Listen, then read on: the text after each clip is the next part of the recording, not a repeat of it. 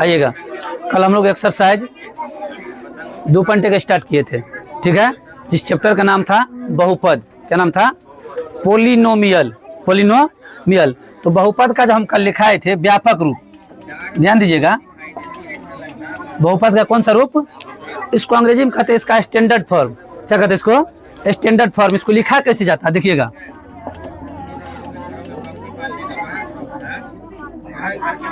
Standard form. इसको standard form में कैसे लिखेंगे?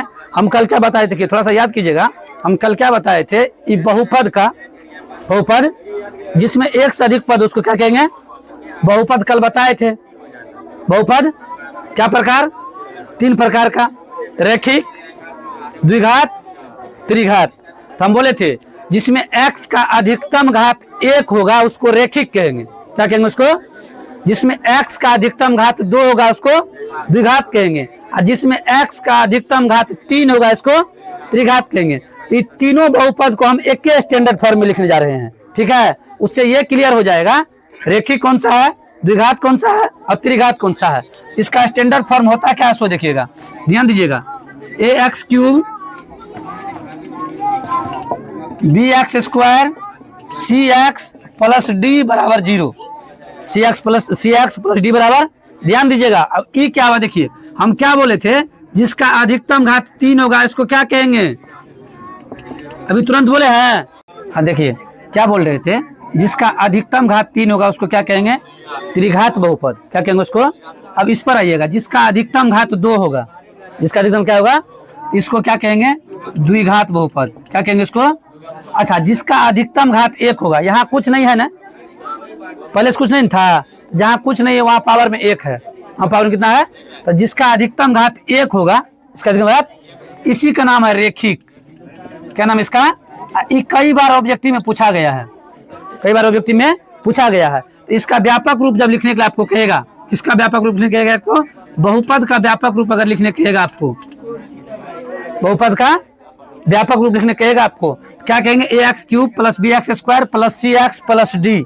यहाँ जो डी लिखे हैं इसके साथ x वगैरह कुछ नहीं है, नहीं ना, इसके साथ कोई है कुछ? तो आपको क्वेश्चन जो दिया रहेगा वहां पर यहाँ अंक रहेगा, यहाँ पर हो सकता है 3 रहे, 4 रहे, 5 रहे, 6 रहे, कोई से क्या रहेगा? अंक दिया हुआ रहेगा। यही आपका बहुपद। क्या आपका? बहुपद। अब आते हैं हम लोग एक्सरसाइज 2.1 पे। यहाँ हम लिख दिए हैं एक्सरसाइज 2.1। एक्सरसाइज 2.1 जो है आपका एग्जाम के दृष्टिकोण से नहीं है, एग्जाम के दृष्टिकोण से नहीं, आज तक एग्जाम में पूछा नहीं, पूछेगा, क्योंकि इसमें कोई सवाल नहीं है। जब क्वेश्चन रहेगा तब एग्जाम में पूछा जाएगा। आइएगा, कह रहा है कि किसी बहुपद p ऑफ x के लिए, अच्छा देखिए अब ई क्या होता है, देखिए p ऑफ x ऐसे करके लिखा हुआ है, p ऑफ x है लिखा हुआ क्वेश्चन में। जब आप क्वेश्चन बनाने लगेगा ना, यहाँ जो क्वेश्चन में लिखा हुआ p ऑफ x, इसको क्या पढ़ेंगे? p of x। कहीं अगर ऐसे लिखा हुआ तो इसको पढ़िएगा q ऑफ x। क्या पढ़िएगा? अगर कहीं ऐसे लिखा हुआ रहेगा तो इसको पढ़िएगा g ऑफ x। क्या पढ़िएगा? g ऑफ x, ठीक है।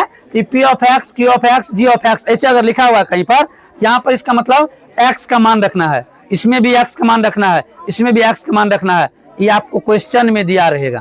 क्वेश्चन में जब क्वेश्चन पे आएंगे, जब क्वेश्चन पे, तो यहाँ पर आपको x का वैल्यू, इसमें x का वैल्यू, इसमें x का वैल्यू आपको रखना होगा और क्वेश्चन को सोल्व करना होगा। आइएगा सवाल पढ़ते हैं। कह रहा है कि बहुपद p ऑफ x के लिए y p of x graph नीचे अंकित है। नीचे 5-6 का ग्राफ दिख रहा होगा, ग्राफ दिख रहा है 5-6 के नीचे में। कह रहा नीचे ग्राफ अंकित है, प्रत्येक स्थिति में p ऑफ x के लिए शून्यकों की संख्या ज्ञात कीजिए। क्या ज्ञात करना आपको? शून्यकों की संख्या। देखिए पहला क्वेश्चन ऐसा दिया हुआ है,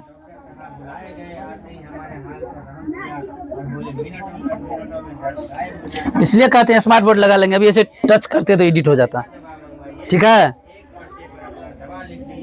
आइएगा, देखिए हम क्या बोले थे, ऐसा है किताब में ग्राफ दिया हुआ किताब में, इसको हम लोग क्या कहते हैं? X axis. क्या कहते हैं इसको? ये हुआ आपका मूल बिंदु। क्या भाई? मूल बिंदु, ठीक है। सेंटर पॉइंट, यदि इसको कहिएगा x तो इसको क्या कहेंगे तब?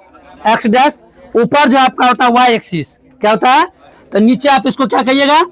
y dash. क्या कहिएगा? अब ध्यान से सुनिएगा, सवाल आपको कह रहा है कि शून्यकों की संख्या ज्ञात कीजिए। सवाल को ऊपर मत देखिएगा, नीचे में आधार लाइन पढ़ लीजिए। शून्यकों की संख्या मांग रहा है, शून्यकों की। तो शून्यकों की संख्या पहचानने का एगो ट्रिक है, वो हम अभी बताते हैं, आप लोग को जीवन भर याद रहेगा। क्या बोलिए? जैसे ये है ना एक्स वाला रेखा, ये तो समझ गए। ये कौन सा रेखा? वाई वाला। कौन सा? वाई वाला। जो खड़ा है वाई वाला, जो पड़ा है एक्स वाला, समझे? ये लेटा हुआ है ना, ये खड़ा है ना, जो खड़ा हुआ है जो लेटा है एक्स। क्लियर? आइएगा देखिए, जैसे कि ये पहला सवाल में ऐसे किया हुआ है ना। अच्छा, ये जो गया है ये एक्स वाला पर से गया है कि वाई वाला पर से गया है? ये बोलिए, किस पर से गया है? वाई वाला पर से। तो जब गया वाई वाला पर से, आपको सवाल में कह रहा है कि पी ऑफ एक्स के शून्यकों की संख्या ज्ञात कीजिए। मतलब कहने का आपको कहा है पी ऑफ वाई की शून्यकों की संख्या ज्ञात कीजिए, नहीं कहा है। ये गया किस पर से है? आपसे मांग रहा है एक्स, गया है वाई पर से, मतलब इसमें एक्स का संख्या एक को नहीं हुआ, क्योंकि वाई पर से गया ना, तो एक्स का संख्या 0। जब हमारे पास एक भी रुपया नहीं है तो क्या रुपया है तब? कंगाल है न, कंगाल 0। आइएगा, तो यहाँ पर जब कहेगा पी ऑफ एक्स का तो कहेंगे 0। क्या कहेंगे? चलिए इसी सवाल में हम इसको मिटा देते हैं, आप लोग की कॉपी में मिटा लीजिएगा।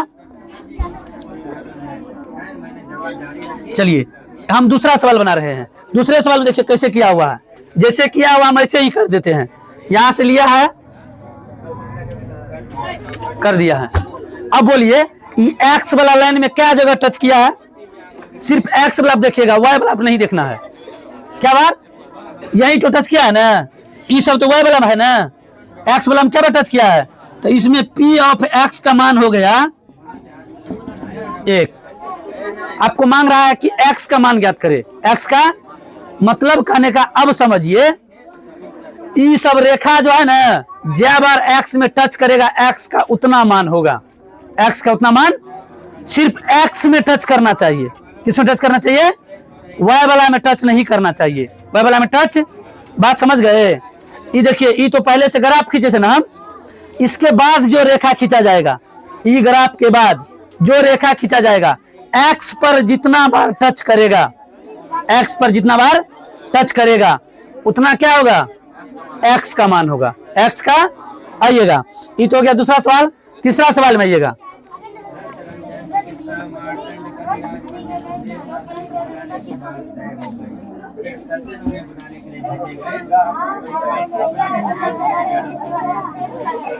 तीसरा सवाल में क्या कर रहा है सो देखिए। तीसरा में ऐसा